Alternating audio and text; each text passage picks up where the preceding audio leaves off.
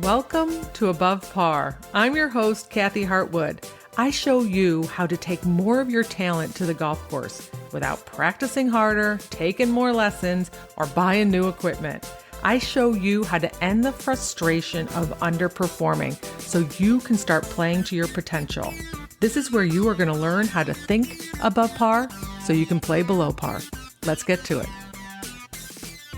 Hello, my golf friends, and welcome back to Above Par. If this is your first time listening, welcome. So I want to share with you, I just got back from Arizona where I went out and supported a bunch of women playing in the Desert Classic at Papago Golf Club in Phoenix. And it was really such an amazing experience for 200 something. I actually don't even know how many women were in this event. A lot of women were in this event. And it was just so great to see them all come together and have an amazing time. And I want to give a shout out to so many people. I got to see some of my personal clients and some people who have supported me through the podcast and on social media, including Jessica and Karen, Holly and Lori, Molly and Rhonda, Tara. And you know what? Actually, I met so many people, and they were usually coming together from different parts of the country that I just started labeling them by the area or the state. Right? So the first people I ran into in Houston airport was Iowa. And I saw that they were there because they posted on social media in the Facebook group. And of course, they had Iowa paraphernalia for the Hawkeyes, like everywhere they went. So I want to say hi to my Iowa friends in Fresno and Dallas and West Virginia, of course. So it was an amazing tournament. There were a lot of entertainment. They had Becky Robinson there, who is the comedian and actress for Entitled Housewife. If you know who that is, she's hysterical. If you don't, you can look her up on Instagram. She's really funny. And they had myself, Erica Larkin, and Justin Klembala to support the ladies while they are out there on the mental side and on the swing side of it, as well as Lisa Longball. So it was a big event, and they're going to have it again next year. If you're ever interested in doing that, you can look that up on Instagram. Tori Tutlis does a great job of putting that all together.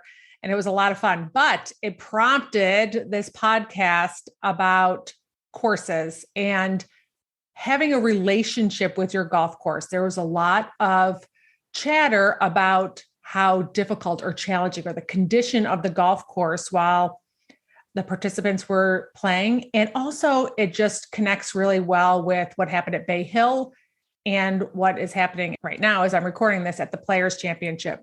And if you're not really familiar with Bay Hill was set up so difficult, more difficult than it had ever been set up. It was kind of claimed to be US Open conditions.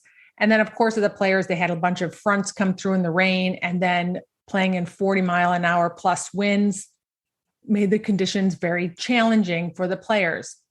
And I wanted to emphasize how important it is for you to understand as a player that you have a relationship with the golf course. There's a lot of relationships in golf, honestly, but I'm going to talk about those in another podcast, but you have a relationship with the course. And it's so important that you clean up your mind before you go play about the golf course.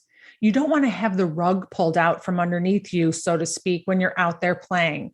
And the last thing you want to do is bitch about the golf course, because that's going to create a lot of negative energy. The more that you bitch about the golf course, complaining about the conditions, it doesn't feel very good. And you're going to start seeing results that basically you go, see, and here we go again. And I told you, and all those things when you start complaining about the golf course. There's a couple things to keep in mind. One is that everybody's playing the same course. Now, can conditions change from the morning to the afternoon if you're playing in a big tournament? For sure, right? But that is also just part of the nature of the beast. Things are going to balance out. If you play in enough tournaments or events, things balance out. You're going to get some good tee times and some not so good tee times relative to conditions, but that's just the way it is.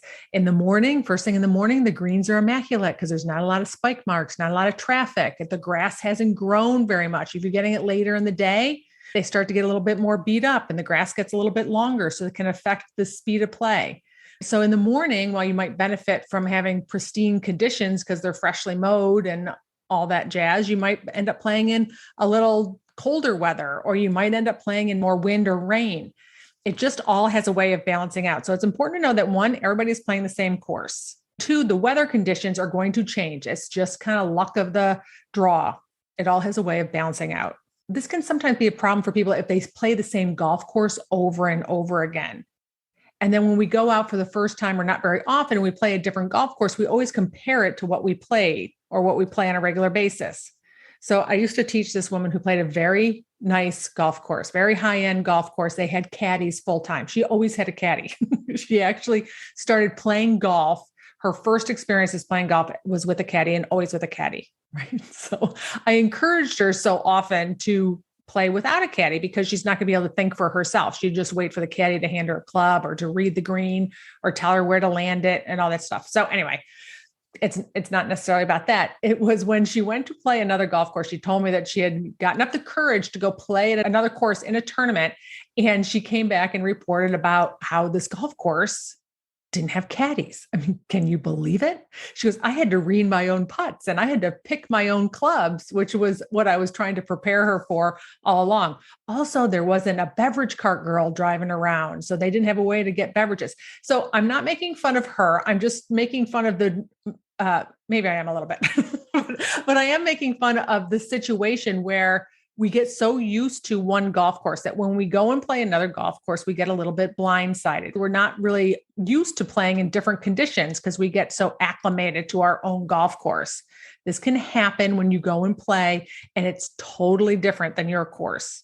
Of course, she has come to realize that that she is playing in one of the nicer golf courses in the country. Not all golf courses are in great condition or have a tremendous budget to be able to keep the course in immaculate conditions, nor do they have caddies or beverage cart girls that drive all around. This is my point. You want to respect the golf course, even if it's ugly, it's dried up, it's played a lot, it's not very polished, the greens are hard or fast or slow or just aerated. You still want to respect the golf course. I'll talk a little bit more about that in a second. And you just don't want to like the golf course when the conditions are great or when the weather is great.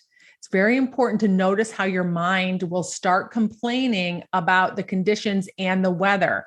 And what's going to happen is you're going to make the day tougher for you than it needs to be. In essence, it's you against the golf course. You are playing the golf course. You're really not playing other people, so to speak. You're just trying to take each hole individually or each shot and make the most out of it.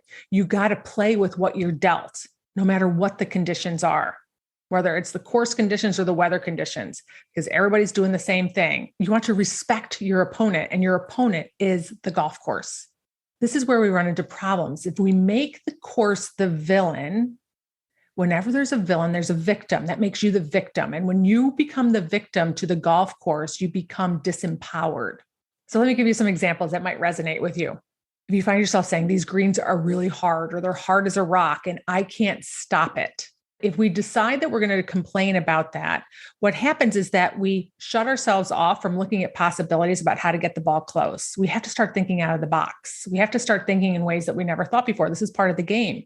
I remember when I was in college and I went over and played in the Women's British Amateur, one of their amateur championships. It was in Wales. And my sister came with me and caddied for me.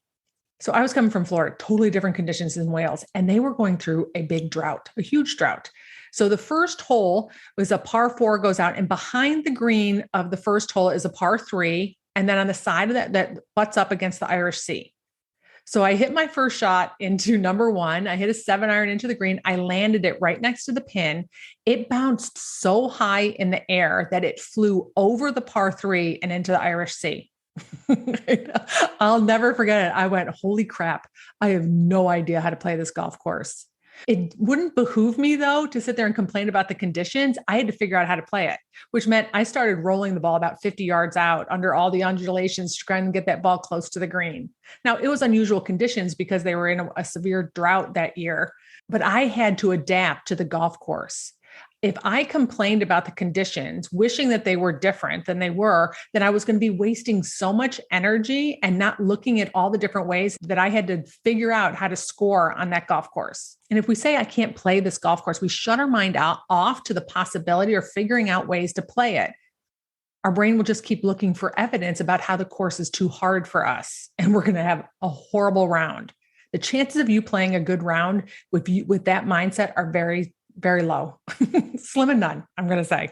Okay. Another example is this sand is horrible, right? It might be different sand than you're used to playing on your home course, and you start complaining about the sand. So when you're going to stand over that sand shot, thinking this is horrible sand, I can't hit out of it, it's different than what I play, what are the chances that you're going to make a really good swing? It's going to be a hesitant swing. One place that you do not want to have a hesitant swing is in a bunker, right? You might decelerate. You might try and help it out. You're going to do all the things you don't want to do out of the bunker. And it starts with you complaining about the sand. We might complain about the rough, like there is no rough, or like Bay Hill, the rough is too long and too thick. I can't get it out. I can't advance my ball. I promise you that the top 10 players at Bay Hill were not complaining about the conditions of that golf course. No way. If they spent their mental energy complaining about how hard the course was set up, how challenging it was, how it's never been set up like this before, they were going to keep looking for ways that they were not going to be able to score. They were going to struggle to get it out of the rough. Even if they did struggle to get it out of the rough, it was going to be a worse experience for them. They were going to score higher because they were spending all their energy bitching about the golf course. So the Players Championship with the wind, they were playing in 40-mile-an-hour winds. Right? If they were very consumed about the different ways that they can't play in the wind, or this is the most wind I've ever played in my life, or I have no idea how to swing in this, or what club to hit, or I don't know what's going to happen. Because of course, when you're having gusting wind, there's a lot of uncertainty. And when we allow that uncertainty to take over, then we're not going to make very aggressive or repeatable or consistent swings. We're going to start steering it around the golf course. And when we steer it around the golf course in the wind eats up the ball more, right? You're not going to be present, and you're going to get in a really bad mood very quickly. I think I saw it was a Brooks Koepka who hit 2 balls in the water on 17 and he laughed. Now, granted, he didn't think it was funny, I'm sure, right? But there's not a whole lot you can do about that. Those are just extreme conditions for sure. They know that there's not a whole lot that they can do based on those conditions about being able to predict the distance that the ball goes, which they're so used to being able to do, or the curve of the ball. Now, keep in mind, I'm not saying that you have to like the golf course, and I'm not saying that you have to like the conditions. I'm just saying this is part of the game. This is part of you evolving into a better version of yourself as a player. It's an opportunity for you to challenge your mind to think your way around the golf course. I'm going to tell you that the person who handles those conditions, whether it's the course conditions or the weather conditions, the best is going to rise to the top for sure. I've watched it over and over again. When we start complaining about the golf course, we start complaining about the conditions or how hard the greens are, or that the rough is really long, or that the bunkers are really deep. We're arguing with reality. There just is no upside to it. It's just a waste of mental energy. So one of the things that you can do is just respect the course that you're dealt. Ask yourself, how can I make the most out of this round? What do I own that'll get me around this golf course? Remember, golf is not about hitting a pretty little drive and a pretty little second shot up to the middle of the green and it stops. And then we 2-putt and walk on to the next hole, or whatever is average for you. It's not about that. It's a strategy. I'm going to stand on this tee box and I'm going to figure out how I can get into that cup in the least amount of strokes possible, doing whatever I can do. If I have to keep it knee high, I'll keep it knee high. If I have to putt the whole way down this hard fairway, like I probably should have done in Wales, I think I probably could have scored better on a couple holes if I putted from the tee box all the way in. I'm just saying, right? If that's what I have to do, that's what I have to do, because the goal is to produce the lowest score possible. It's not to hit pretty little shots. So it's an opportunity for you to start using your brain and thinking outside the box. Ask yourself, how can I make the most out of this round with what I own? And to get some more enjoyment out of it, you want to think of the player and the person you get to become because you've gone through this round on this golf course in these conditions. You're going to become a better version of yourself, a better player, because you're looking at ways to succeed in very harsh conditions. It's an opportunity for you to work on your mental management. It's an opportunity for you to redirect your brain. It's an opportunity for you to observe your brain and all the chatter it's going to give you. And that if you listen to it, it will affect your outcome. It's an opportunity for you to reduce the negative thinking and the complaining, which becomes a habit. And the less you do it, the less your brain offers up those thoughts to you. So that the next time you go play on conditions that you don't like, or a course that you don't like, or doesn't favor you or suit you, you're more prepared. You're a better player. You have a stronger mind for going through that. That's one way to go through playing in a round that is not ideal, whether it's the course or the conditions. It's an opportunity for you to grow as a player, and it's an opportunity for you to grow as a human because you're working on your mental management, which is not isolated to 18 holes of golf. I like to picture Hideki Matsuyama's caddy at the Masters. If anybody can remember that, when he went to get the flag out of the 18th hole and Matsuyama won the Masters, he bowed to the golf course. He was paying homage and respect to the golf course. Granted, Augusta is a course to for sure respect, but it was also very symbolic of what we should do every time we play a golf course, because it is you against the golf course. The more crap you talk about that golf course, it is going to own you. I can promise you that for sure. And this is the thing that I want you to remember. It is never the golf course or the weather or your pairing that brings up your negative feelings. It is what you are choosing to make it mean and what you are saying to yourself always. It is always your thoughts about the golf course and your thoughts about the weather and your thoughts about your pairing or the people in your group that are giving you that negative feeling and those negative emotions that are making your day crappy. It's not the golf course. It's you saying things like, these conditions suck. This isn't fun. I hate playing in the rain. I hate playing when it's cold. This is what I teach people about cleaning up your thoughts before you go out and play. But I want you to remember, it is never the golf course. It's never a situation or a circumstance that creates negative feelings. It is always your thoughts about them. Have respect for the course. I promise you, you will play so much better and you will enjoy the game so much more. All right, my friends, if you want any help with this is what I do. I help people manage their minds and their emotions around the game of golf and their life so that they can play better, perform better, and feel better. And you can find more information on that at kathyhartwood.com. Have a beautiful day, and I'll talk to you next week. Bye.